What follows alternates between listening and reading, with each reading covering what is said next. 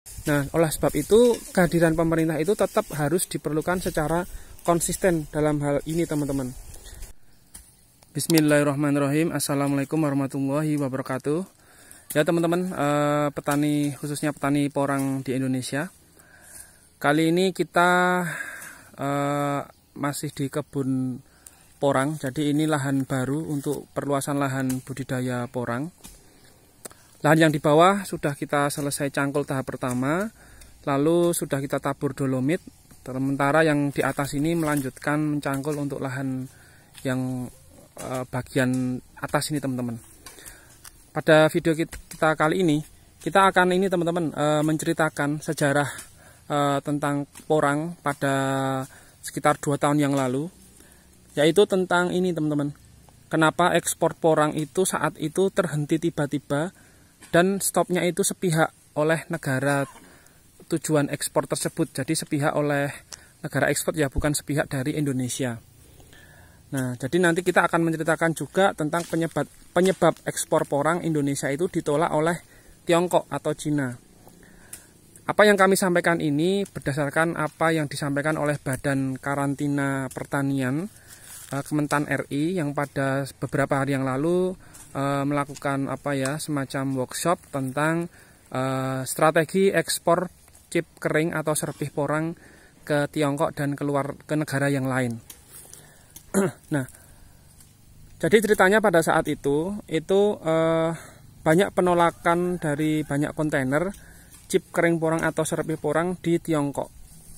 Nah, saat itu pemerintah itu akhirnya sudah berkirim surat resmi.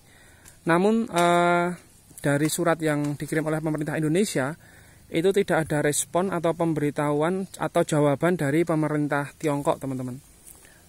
Nah, ternyata Tiongkok itu menghentikan stop impor chip porang atau serpih porang itu efektif per 1 Juni tahun 2020. Jadi 1 Juni 2020. Nah, jadi serpih porang yang akhirnya boleh masuk ke Tiongkok itu apabila sudah ada penilaian resiko keamanan pangan oleh GACC. Dan yang kedua, sudah membuka akses masuk serpih porang ke Tiongkok. Nah, jadi dua hal itu yang menjadi dasar kemarin ekspor porang Indonesia itu dihentikan oleh Tiongkok secara sepihak dan tiba-tiba, teman-teman. Nah, jadi pemerintah akhirnya turun tangan setelah mengetahui banyaknya kontainer yang tidak bisa atau tidak boleh masuk ke pintu impor di negara Tiongkok tersebut. Nah, kalau dulu itu bentuk chip kering atau serpih porang itu tercampur antara yang bersih putih dan yang gelap kotor. Jadi teman-teman mungkin petani senior sudah mengetahui kalau hasil dari pengecipan kering dari umbi porang itu kan ada yang agak putih, ada yang juga gelap sekali. Nah, yang gelap itu yang pada saat itu tidak diterima atau ditolak oleh negara Tiongkok, teman-teman, atau Cina. Ya, wajar Tiongkok melakukan tindakan sepihak seperti itu karena dia sebagai buyer atau pembeli. Nah, jadi ada data juga yang ingin kami sampaikan bahwa ekspor porang ke Tiongkok di tahun 2018, artinya sebelum di stop ekspor porang itu di tahun 2018 itu 43 ton. Nah, kemudian tahun 2019 itu 714 ton. Itu peningkatannya sangat signifikan. Kemudian tahun 2020 sebelum di stop itu 401 ton. Nah, itu hanya ekspor porang yang ke Tiongkok, teman-teman. Kemudian karena di stop ekspor efektif per tanggal 1 Juni 2020, nah kemudian ekspor porang selain ke Tiongkok ya teman-teman, itu pada tahun 2018-19 itu sangat kecil. Kemudian tahun 2020 itu ke Thailand 11 ton, kemudian ke Vietnam 87 ton. Nah, itu juga sebelum di stop. Jadi memang penyerapan ekspor porang chip kering atau serpih porang dari Indonesia ke luar negeri paling banyak itu memang ke Tiongkok atau ke Cina. Paling tinggi di tahun 2019 yaitu 714 ton. Itu wajar teman-teman karena memang populasi penduduk di Tiongkok, Cina itu memang sangat luar biasa, sehingga untuk kebutuhan pangan juga mengikuti jumlah kepadatan penduduk dari suatu negara. Sedangkan yang ke Thailand, Vietnam itu sedikit ya, tadi hanya 11 ton dan 87 ton.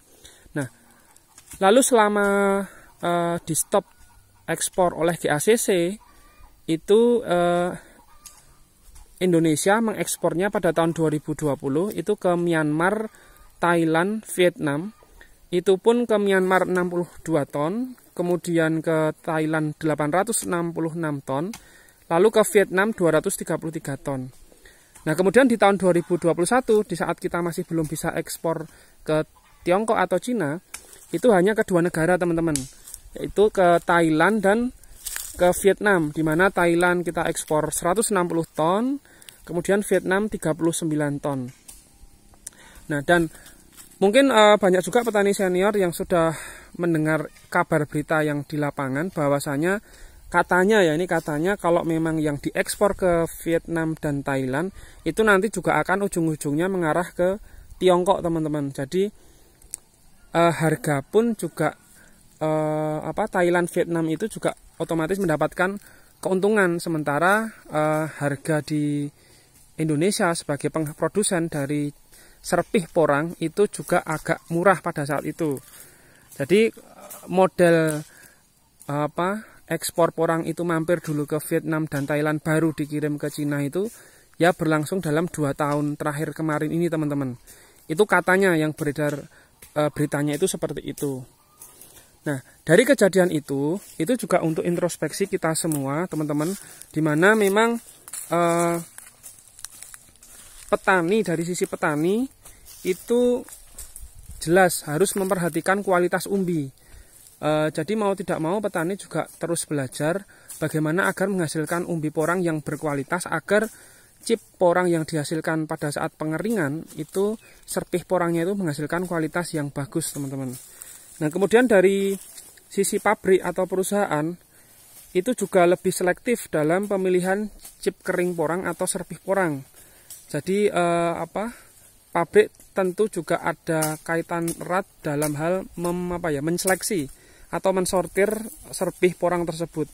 Nah, dari sisi pemerintah juga tetap konsisten mendampingi kedua pihak baik petani dan perusahaan, sehingga satu sisi nanti keuntungannya tidak berat sebelah, misalkan terlalu besar keuntungannya di pabrik itu juga tidak sehat, terlalu besar keuntungan di petani juga nggak sehat. Bagaimanapun juga pabrik memerlukan dana untuk operasional. Begitu pula petani itu dalam kurun waktu panen katakanlah minimal 2 musim atau 2 tahun itu juga memerlukan modal yang tidak sedikit, karena kebanyakan juga petani itu tidak semua petani itu dalam kapasitas besar. Banyak yang petani itu menanam porang, budidaya porang itu kapasitas kecil, tidak terlalu luas, mereka berkelompok dan bisa dikatakan mereka mengandalkan lahan yang memang kurang produktif dalam budidaya porang. Nah, oleh sebab itu kehadiran pemerintah itu tetap harus diperlukan secara konsisten dalam hal ini teman-teman. Jadi cerita tentang sejarah kenapa ekspor porang, serpih porang itu di stop tiba-tiba dan sepihak oleh Cina, itu perlu kami ceritakan agar ke depan jangan sampai ini terjadi lagi, karena tentunya dalam 3 tahun ini setelah GACC memberikan izin ekspor lagi, itu tetap akan ada evaluasi teman-teman dari GACC. Nah, video setelah ini kita nanti akan melanjutkan menceritakan tentang ekspor porang ini. Lebih tepatnya itu ekspor porang yang mengalami peningkatan luar biasa setelah itu hanya dalam 3 bulan teman-teman. Setelah ada kesepakatan antara Kementan RI dengan GACC. Nah, simak terus nanti video setelah ini. Aksara Agro and Farm akan menyampaikan kepada teman-teman semuanya. Bagi teman-teman yang patah semangat budidaya porang, tidak ada masalah, silahkan budidaya tanaman yang lain. Bagi teman-teman yang masih ngegaspol di budidaya porang, tetap fokus dan konsisten dan tetap merawat ala kadarnya. Artinya ala kadarnya itu ya jangan terlalu eksklusif, tapi jangan tanpa perawatan sama sekali, daripada nanti teman-teman zonk. Artinya zonk, lahan juga perlu dikondisikan agar netral seperti di kami ini, karena lahan kami itu pH-nya, keasamannya agak tinggi, sehingga kita perlu menabur dolomit terlebih dahulu di lahan teman-teman. Salam sehat selalu. Wassalamualaikum warahmatullahi wabarakatuh.